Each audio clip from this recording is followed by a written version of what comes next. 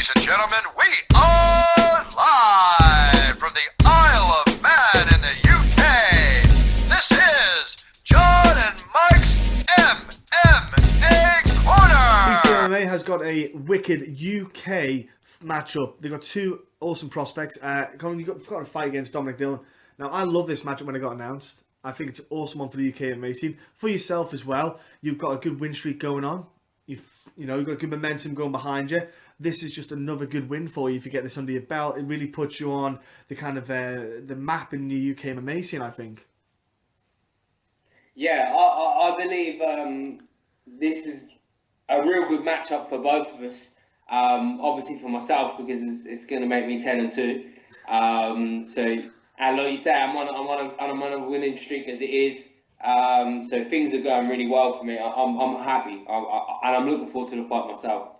Yeah, really looking forward to it. It's going to be awesome. So let's talk about training. The way things have you've got the win streak going again. Things are turning around. Everything's clicking. And is that something to do with coaching? That they've advised you in something aspects of your game that you were doing that you have started to tweak, and that's what's got everything flowing again? Like everything's just on point. Is there anything particular for you? What was it that got everything back to a hot streak? That's a bloody good question. To be honest with you, like we touched on a bit earlier on, you were saying about when you've been training, you haven't, all you've been really worried about is the weight cut. And that's how it's been for me. The last, I've fought out of Titan now 4 times. And every single time has been pretty much worrying about the weight cut. I like to be very professional about everything, so I always make sure that I make weight. I'm bang on it. So to be honest with you, with the technical side, I haven't really. Obviously, I've got technically better, since being with Titan, but I haven't really been able to really sit down with Mickey and Brad and the likes of Ash Grimshaw and them boys. I'm really homing in on my skill level because I've just been taking back-to-back fights just to try and get myself back out there. But I think it's probably the team itself. It's that having a good solid team behind me that's given me that confidence and got me back where I am. The level of the training partners, my sparring partners, I think that's just shot me right up there. And like you also said earlier on, it's training there with the likes of Grimshaw and that, mate, your confidence is right up there anyway, because you just think to yourself, I'm training with them boys every day, and I'm holding my own. And if I'm holding my own with them, then I'm there. So yeah, I believe that's probably what it is. How did it feel, I suppose, then when you were sparring first kind of times with Grimshaw, Brad Pickett, obviously recently with Brett Johns as well? Did you kind of think what the fuck, is this a game? And then you were like, okay, I've got to make sure they don't hit me because it's going to hurt. What was going through your head when you first won them? Because it must have been a cool experience, man, those first few times. Mate, I honestly, I still have to slap myself, pinch myself, and think, wow, what the, is this really happening? Especially with the relationship I've got with Brad. I always think to myself, I'm really sparring with Brad, and I'm really this close to Brad, and I'm like, this is crazy. But I remember having a training session with Grimshaw, and it was when I was matched to fight Steve Martin. Yeah. And I can remember thinking to myself, shit, Ash is strong. And I was like, wow, this is crazy. And that was I hadn't been at Titan long, and I thought, wow, what have I done? What have I done? But now it's, I feel that I'm eventually giving them good rounds now. So, I'm happy with it. I'm happy with it. Yeah, man. I was going to say, because Mickey Pappas is a great coach as well. The whole thing going on there. Titan, they seem to have a really good momentum going. The whole gym. They've got Stuart Austin as well, who's gone down to light heavyweight now, which is kind of perfect for him because like he was always a light heavyweight. Just he was getting away with the heavyweight division because it's quite shallow in the UK. He was getting away with it for so long, and now he's found an optimal weight. So it's kind of things like that. Guys are just accepting that they should maybe be in this weight class. Like even Jake Bostwick is even talking about going down to welterweight. He said like he thought maybe the middleweights are just a bit too big. And so as a cap, it seems like things are going well for guys all connected with Titan FC. There's like kind of like weight classes, kind of win streaks. It's all starting to come together. Yeah, there is certainly a good buzz around the gym. Like I go in the gym ready for the training sessions, and I'm looking on the mat, and it's a case of looking around. It's like, who's next? Who's going to make it next? You know, it's not a case of turning around saying, you know, I think he might make it. It is literally who is next? Who's going to make it first? There is a real good buzz around the gym, and it's a good time to be around the gym at the moment. It really is, and I'm very grateful that I am a part of that team. So you said about the weight cut. You were always worried about the weight cut. Have you learned to get your weight down lower, walking weight, so that you're not having to freak out so much, so to speak? Because there is obviously talks maybe about doing bantamweight in the future. The last thing you want to do is make a big cut. I think most bantamweights are a bit around 155 walking around, aren't they? I think off the top of my head, a bantamweight would usually be about that weight class. So is that something you thought about? Yeah. Yeah, I don't think it's a case of that I walk around a lot less now. It's more that I understand how to do the weight cut properly, whereas before I didn't really know, you know. Whereas now I do know how to cut properly, and I've been really lucky, touch wood. I've been really lucky that I haven't really had a real bad cut where I've like been sitting in a bar for ages and running on the treadmill with sweatsuits on. Yeah. I've been really lucky. Like the last fight, Thursday evening, me, Brad, and Mickey were talking. No, it wasn't the last fight. It was Rock. We were toying with the idea whether I needed to train on the Thursday evening or not. In the end, I didn't. I ended up sitting there having a cup of tea whilst them bastards were eating a KFC in front of me. I know, bastards. Yeah, that's Brad. Then I got up in the morning and literally had a 20-minute hot bath. Not stupidly hot, just warm. Yeah. And then laid in the towels for 20 minutes, and that was it. I made weight, and I was like, wow. Magic. And it was the most easiest cut ever I'd had. And I think to myself, if I can do it that easy, then why not try the bantamweight? Obviously, I need to get myself down to a little bit less than what I walk around at, and then go from there. But yeah, I'd like to try it. I would like to try it. So I feel that I'd be a massive bantamweight, and it would get me for me to be where I want to be. I think I need to like really start creating headlines and making people go, wow, who's this? And I feel if I was to drop down the bantamweight, I'd do that. Well, I was thinking you're already doing well. I suppose if you're an MMA geek, you see the people on the scene. Like for example, I knew about your wins and stuff like that. I do keep an eye on results. I watch fights online whenever they get put up online, if they're not obviously streamed live. But like you say, you'd be a big bantamweight. That is something that's a kind of future goal. And there's always, you know, basically you're looking at the Cage Warriors and your Bammers to try to get onto to kind of promote yourself. That's the ultimate goal. And obviously there's plenty of fights around the UK scene. I find the lighter weights, there seems to be more and more guys in the lighter weight classes these days than say 5 years ago. It seems that you can't be big because you got the amount of effort and energy you have to put into it, the amount of training you have to do. You can't help but lose weight. It's just impossible to be a fatty in a way. Yeah, I agree. But I've also noticed that since I've trained at Titan and the level of the training has been completely different. I put on a lot more muscle. Yeah. So obviously we all know that muscle weighs a lot heavier than fat. So that's where I think, you know, I need to gauge it correctly and listen to the boys that, you know, with the likes of Brad and Grimshaw in the gym and find out what they think is best. At the moment they're saying I'm crazy, I shouldn't do it, but I personally would really like to just to try it and see. You know?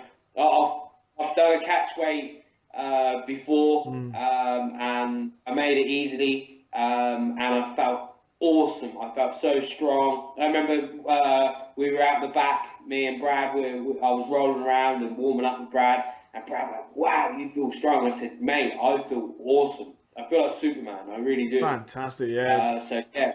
That's the key, isn't it? Yeah, it's make sure you're doing it halfway. And there's always, you know, in the gym you can do test cuts and stuff like that just to get an idea of how you're feeling. You can do like a 140, 150, and just knock it down little by little and get an idea of how you feel. That's the key, because a lot of guys, you know, you can do it wrong, and it is about how your body feels on fight day. You can get down to the weight, but it's all about fight day. If you're not feeling great, you're not feeling on point, there's no point in doing it, mate, is there? It's a waste of energy. Exactly, yeah. So I was going to say, because obviously when you come to Titan, what made you go to Titan then? You know, what was it about Titan that kind of drew you in? Why then? It's a real funny. I was looking a lot. I don't know if you're aware, but I used to train. I live in Ipswich. I used to train in Ipswich. The coach that I was with, Shane Smythe, he was a real good coach. I was really happy with him. We grew apart, but you know, so I sort of had to go away anyway, go to another gym. But he always used to say to me, you know, when things were good, that I should leave. I should go to a bigger gym anyway. And I respected him for that, but I was always too loyal. I didn't really want to go anywhere else. You know, I always thought everything was working, nothing was broken, so why change it, you know? But so obviously with him saying that and me thinking things, and I started to look, and then when we grew apart, you know, I really started to look, and the two gyms that I was touring with were SGB in Ireland and Titan, obviously, and I messaged Brad and I messaged Coach Kavanagh. I got a response from both of them. Brad was like, "Mate, ain't you fighting Theo?" Because that was when I approached him. Was just before the Theo fight. Right, okay. And it was really weird because Brad wasn't sure what the hell was going on. He was like, "Well, obviously you can't come down here if you're fighting Theo." And I was like, "No, I'm not. You know, I'm not expecting that. But afterwards, I'd like to come down." He said, "By all means, mate. Whatever the result, make sure you're more than welcome to come down, you know." So then when I really sat there and thought about it, I thought, if I want to go SGB, I'm going to have to move. I'm going to have to move over there, live over there, change my whole lifestyle. Whereas at least at Titan, I can travel backwards and forwards, and you know, it's a lot less of a gamble and everything. But I'm so happy I did pick Titan and went there. So that was how the story came. Cool, man. Yeah, that's the thing. Well, it's a bit of a difference, SBG and Titan. There's a bit of a difference, obviously, distance to that, man. And obviously, I suppose with SBG, you've got a couple of guys there. It is a gamble. You think, I don't know what's going to happen if I go there. And what if it goes wrong? What if I go there and they go, there's conflict, you don't get on, and you got to up sticks and go back? At least if where you are. If it didn't work at Titan, you would be fine to go over to SBG. It's not as hard, is it? So Exactly. I think it's almost. I think with SGB, I wanted to go there because of obviously the likes of like the Connor, and there was so much hype around him and everything. But it was also the style. The style of their fighting was sort of, you know, I like to be.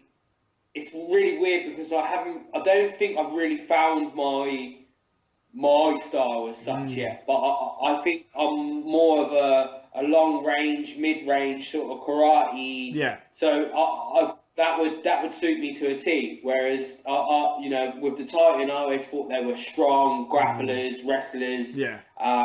But now they've molded me into I think a good fighter, and I believe once I stop doing back-to-back fights and start honing on my skill level, I'll be an absolute beast. Are you going to stop doing back-to-back fights after this one? What's the plan? Have you got a goal in mind for this year to like have a little bit of a 6-month period to really nail technique down? What's the kind of idea or plans? Well, I'll be honest with you. had 3 fights in the last 5 months. It's been tough, as we all know. It's you know, 3 weight cuts and whatnot, and back-to-back camps. It's been a bit hard, and I feel that I need a break. But at the start of the year, just after Christmas, I was like, I'm going to be really active, because I've never really been super active. I've always I think the most I've ever fought before was 3 times in a year, which isn't enough, you know. So I was like, yeah, I'm going to be super active. I'm going to keep on it. But now it's getting, you know, now it's fight week. I'm thinking that I'm going to take a little bit of time out. Just enjoy life again. I'm also opening up a gym in Ipswich. So I need to get that up and running. And I just feel that I'm getting to that stage now where my skill set needs to be improved, you know, because I'm going to come unstuck, and I don't want to ruin my record or anything just for the sake of just taking fights, you know. No, you're right. Yeah. So I think, like I say, straight after Christmas, I said that I wanted to fight 4 or 5 times this year. Maybe I still could. We'll see. But I did say that I'd end the year 13-2. So we'll see. We'll see what happens. Yeah, it's all about obviously fitness, how healthy you are, and everything like that. And I suppose it's how you're comfortable. If you're happy that you're growing and learning, why take the risk and do something when you don't need to? You know, if you're happy developing, you feel like skill set's going to grow. And that's the thing. You don't want to become unstuck. And you know, like you said, that's the thing. You don't want to lose that momentum because you rushed when you don't need to. You know, when you think all I do is take 6 months and then come back, and I would have been better and stronger. But it's a game, it's a gamble. It's something you got to be careful with. It's something you really need to think about. And I'm sure you got the advice from your coach as well. Yeah, exactly. And see, what I worry about is like I'm 28 and I still live at home with my mum, and I haven't really got much money in the bank or anything. So they're always things that are in the back of my head, you know. So that's why I think as well, having a little break and making sure I set myself up so I can earn a bit of decent money, and so next time I do go into fight camp, I'm comfortable, you know, instead of thinking, I owe so-and-so this amount, I owe so-and-so this amount, I can't spend this £5 today because I need my lunch tomorrow. Do you know what I mean? Yeah. So I think I'm beginning to be a bit wise and understand a lot more, and be a bit more sensitive. Being skint is part of the fight game, my friend. I am going to tell you now, it doesn't get any better. We do. A friend of mine once said to me, he said it years ago, before I was going to turn pro, and he said, before you turn pro, think about it. I went, why? He went, don't do it to be a millionaire. And I went, no, I don't want to do. That's not what I want to do. I want to compete. He went, trust me, because you'll never be a millionaire. And I was like, okay, cool. And then I've turned around and went, yep, he's right. It's just the truth. I always say that I know that I'm not going to make loads and loads of money. I just want to be able to be comfortable, you know. Yeah. And I've had a lot of deep conversations with the boys, especially Bola. Bola's been helping me out a lot. And he said it's all about just being wise and sensible with the time that you're not in fight camp and working. Do you know what I mean? Yeah. Working and earning the money, keeping it away. And he said, trust me, Corrin, he said, when you go back into that next fight camp and you've got money behind you, he said that will be the best fight camp you've ever had. And I was like, okay. So there you go. That's your good little things there to help. Advice is what the good thing about having a team of experience helps. You know, guys who've had experience they'll have a combination of being in every position before you've been there yourself, so they can all give a bit of help. And that's the great thing about it. You know, with a team like that, you've got so many good heads there that have done it all. You kind of just sit there and go, has anyone done that? Anyone woke up with a prostitute and she's dead? Yeah. What'd you do? Awesome. You're fine. You get it sorted. Look, I am looking forward to the fight. Like I say, I want to be down there watching it. I can't wait for it. It's going to be awesome. The battle against Dominic. People can watch it on MMATV.co.uk. Yeah, MMATV.co.uk. That's the one. I have to think about the website. Go on there. If you're not at the event in Colchester, go and watch it. It's a great bout for British MMA going on. Before I let you go, buddy, though, can you let everyone at home know what your social media is, like your Facebooks, Twitter, Instagrams, all that jazz, so they can jump on? Yeah, I've got my Facebook page, Corrin Bad Boy Team Eaton. I've also got my Twitter, I think it's just Corrin Eaton. My Skype is just Corrin Eaton. Snapchat, Team Eaton, or is it Team Eaton 10? So there's nine other Team Instagram Eatons. as well. Is there 9 other Team Pardon? Eatons? Is there 9 other Team Eatons? You had to go to 10. Yeah, no, 10's my lucky number. Okay, 10's okay. the lucky number. Okay, I'll let you Yeah, off then. Thinking that's weird. Okay, what about sponsors, buddy? What sponsors have you got out there helping you out?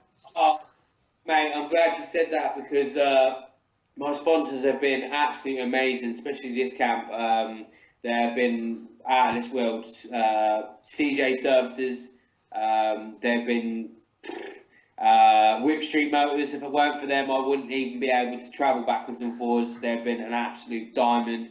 Lucky 13, Tom Overin, my diet nutritionist, Bucking Osteopath, and Gums. Love you all. Thank you very much. Very grateful for your help. And I'm support. grateful as well. Yeah.